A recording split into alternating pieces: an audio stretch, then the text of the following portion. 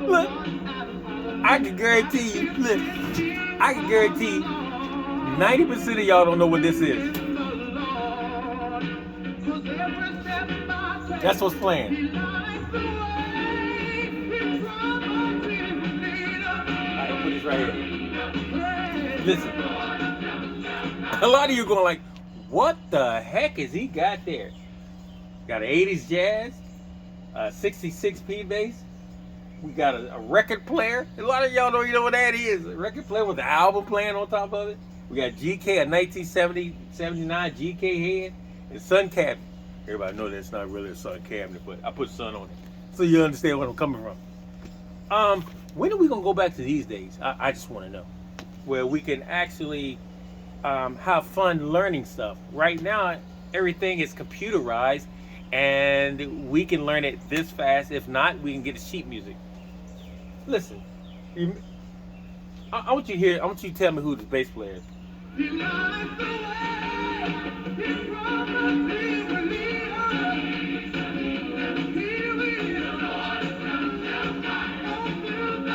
Wait. Check this song out. Wait. Watch this.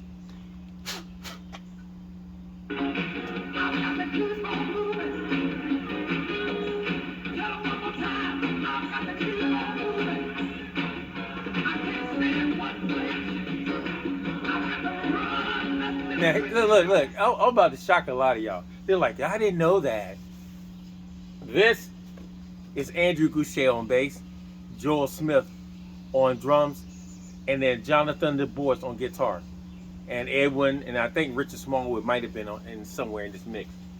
But this is Andrew Goucher playing a music man, a 4-string music man. I don't know, Andrew, you still got it or not, but hey, this is Fred Hammond. A lot of you are like, oh, I remember that guy, man. But this is when Fred had his music man, all right? He was kicking a music man during this time. And I think a P-bass kind of jazz bass kind of bass. I think Michael, that's Michael, the drummer. He was on tour with me and the maestro, Thomas Whitfield. We was on tour together for a couple weeks, and Michael was telling me that Fred had just got a red music man, and I saw it. And of course, y'all already know who this is. This is Wizard, Mother Finest. Wizard. The album's kind of dusty, but that's Wizard on Mother Finest, where he's playing his Olympic. He had that up for sale one time. And of course, last but not least, but this is the album I learned how to play on. And this is the guy, Larry Graham, Graham Central Station. That's when Graham had his red Fender Jazz. I think it was a 60, might have been a 60-something Fender Jazz. He also had a silver one too. I'm just letting y'all know how we got started. Oh, who can forget this guy? I think he was using a 74 jazz, 73 or 74 jazz bass, all stock. Oh yeah, you already know who this is. Yeah, this is Nate Phillips. Oh, Pleasure. Remember the song? Glide. And then we got this guy who actually put out a lot of bass players, like Cherokee, who lives here in Richmond, Virginia now. And there's a lot of other bass players out there. And Boosie Collins, and another brother from Maryland. I don't know if he was on this or not. Skeet. I don't know if Skeet was on this, but I think Cordell and Boosie played most of the bass on this. Boosie Collins and Cordell Waddell. Is that his name? Cordell Masson. Cordell Masson. Oh, let's not forget this album right here. Louis Johnson. What about this album? The guy in the middle with no shirt on. That my fingers is right there in his chest.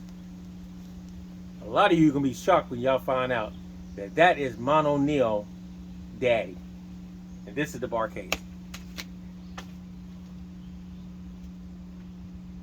Now let's talk about the super group here.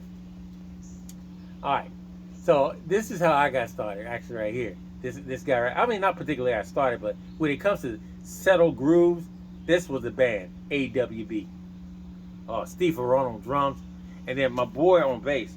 And see, the good thing about this is you can go in the backup and see exactly who did what, and you can read it. Look, with my glasses off, I can read it. All right, so all I'm saying to you guys, listen. Back in the day, before internet, this is all we had. This record player is all we had, and we learned stuff. We learned stuff the hard way. Right now, you can learn stuff the easy way. If you're not really sure about what's going on, you can hit the internet, go to another site, find another guy who's playing that song, and figure out what he's doing, or go to and get this transcript. Back in the day, we couldn't do that, y'all. I'm not saying I wish it go back to the day, but I want you younger cats to understand is you have not arrived yet. You're nowhere close. And although there's so many great bass players out there, it was back in the day, frontiermen like these guys, Andrew and Fred and Nate Phillips and Larry Graham and Wizard and Andrew and Joel Smith. All those guys made a pathway for you guys, a clear pathway that you guys can do all the wonderful stuff you're doing today. Is it some of it too much? I think, but this is only my opinion. Some of the stuff is just bass players. It's just too much out there. They don't know how to come home and stay home, and we're having issues with that because it's beginning not to be a band. It's beginning to be, oh, did you hear you see what he's playing? What kind of bass he's playing, and you see what kind of rig he's got. You see how many runs he's doing. It's not all about that anymore. We need to be a band. Bands need to come back, real bands, where everybody can look at a band and say, that is a wonderful band. Not, yo, man, I come to check out my boy on bass, man. He cold, man. He cold. He just got a new such and such, man, and that bass is killing, and I'm gonna get me one as soon as I save up my ducks, man. My cheese ain't right now, but I can't. This is why I can't get one because my cheese ain't right. So, once again, guys, I'm here to let you know. Sometimes you have to go back to the old school just to get stuff, that you probably haven't really never thought about. And the new school is wonderful, don't get me wrong, but it's the old school that made the pathway. So that's why I'm here today. Just wanted you guys to check out some stuff. And for the younger guys, I just want you to show you some stuff that you ain't never seen before. Half you don't even know what this is. So I'm gonna take the camera, I'm gonna pull it close to it, because you guys have no idea how this works or what it is. Check it out.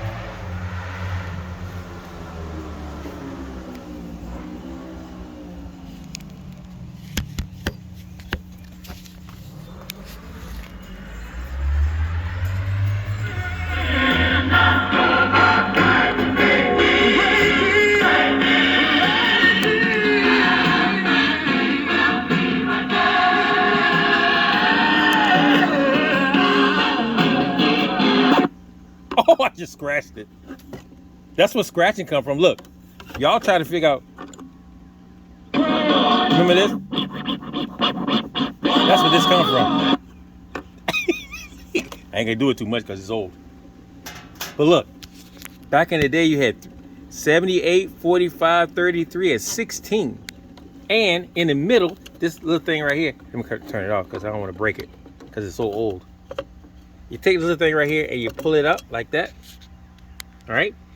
And once it's up like that, you can put 45s on it. Look at that. Then you turn it on, and to turn it on, it's the same thing as volume too. And you put the needle on it. This is called a needle. It has a little needle thing underneath of. See that little needle right there? You can. Most people do this. You put it out on the record like this. I'm about to show y'all something. Hi, boys and girls. I'm your Peter Pan storyteller. Now, what's wrong with that? When you hear this sound, remember I said this is a 45, so you got to go to 45. Now, let's read together. Friendly the Snowman. Look, 33 and 16.